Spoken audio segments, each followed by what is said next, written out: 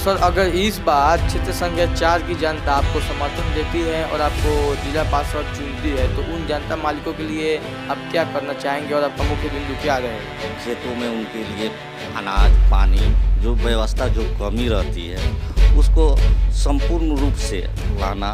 और जो हमारे प्रतिनिधि जीते लोग में कभी उतरे नहीं। आज भी आप खेतों की हालत देखें, किसान क्या कर रहे हैं, जान दे रहे हैं, आत्महत्या कर रहे हैं अपने आप में। लेकिन उनको जो जितना हो रहे हैं उतना उनको अनाज नहीं जाता है। रोड आज जाके देखिए हमारे क्षेत्र में, और किसी औरत को डिलीवरी हो जाती है तो इस हॉस्पिटल तक आने तक लोग उसका जान चला जाता है। कोई साधन नहीं है, हमारे हॉस्पिटल में कोई एम्बुलेंस का साधन नहीं।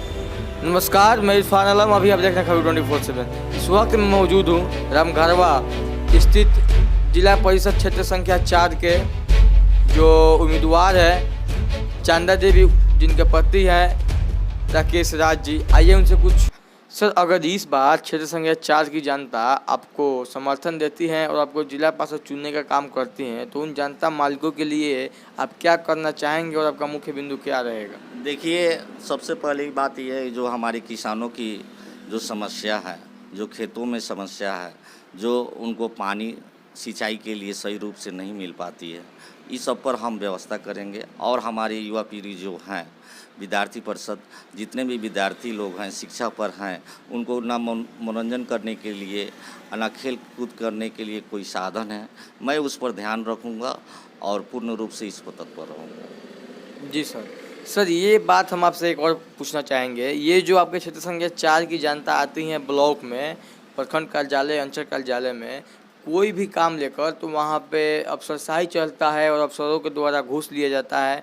ये भ्रष्टाचार को लेकर आप क्या कहना चाहेंगे? मैं यही कहना चाहूँगा कि जब मैं जीत कराऊँगा तो ये भ्रष्टाचारियों को ख़त्म कर दूँगा।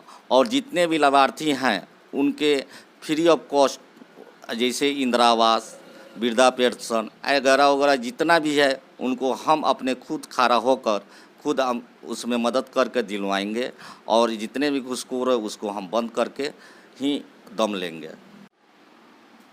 ये तो बात सही है सर कि जो यहाँ पे प्रतिनिधि है, लेकिन सर हमको ये बात सुनने को मिलता है जब हम क्षेत्र संख्या 4 में निकलते हैं अपने जीरो ग्राउंड रिपोर्टिंग करने, तो मुझे ऐसा सुनने को महसूस होता है कि आप युवा समाज सेवी हैं और आप लोगों के बीच काफ़ी रहते हैं और लोगों में आप काफ़ी समय देते हैं, और आप बहुत सारे नेक काम भी किए हैं जिससे लोग आपके चाहने वाले बन गए हैं। इस पर आप क्या कहना चाहेंगे और उन लोगों को आप क्या कहना चाहेंगे जो आपके समर्थन में और आपके दीवाने हो गए हैं?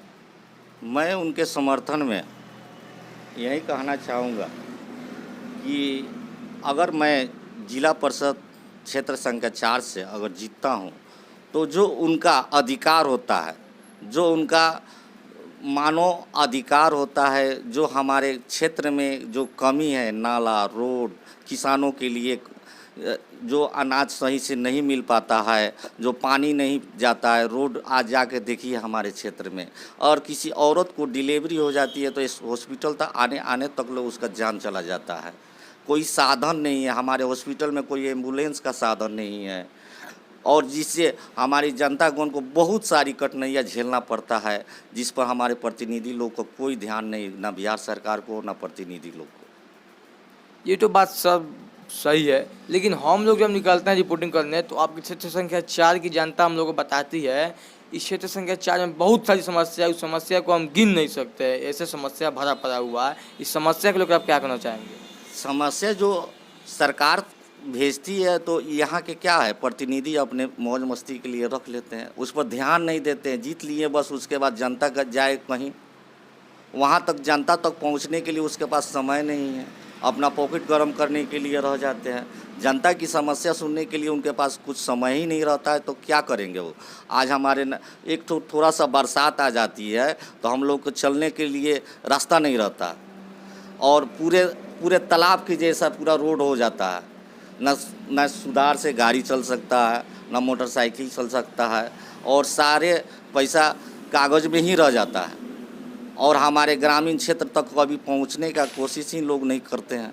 और जिला परिषद का क्या अधिकार है ये हमारी जनता आज तक जानती ही नहीं है कि जिला परिषद क्या होता है।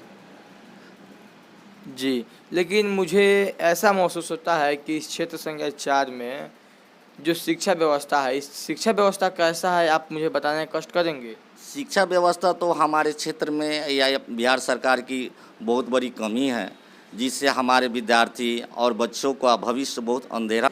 सर, आपका चुनाव लड़ने का मुख्य उद्देश्य क्या रहा?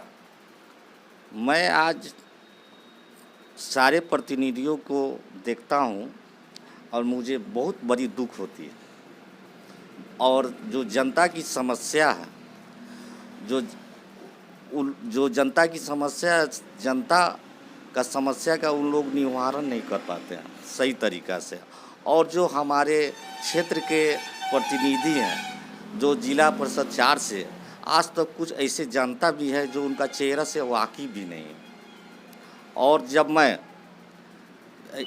विद्यार्थी युवा परिषद का अध्यक्ष था 1994 में, तो उस समय हमारे युवा जितने भी विद्यार्थी थे, उनको शिक्षा के लिए, खेलने के लिए, मनोरंजन के लिए, ये सब बहुत ऐसा चीज़ यहाँ पर साधन नहीं था।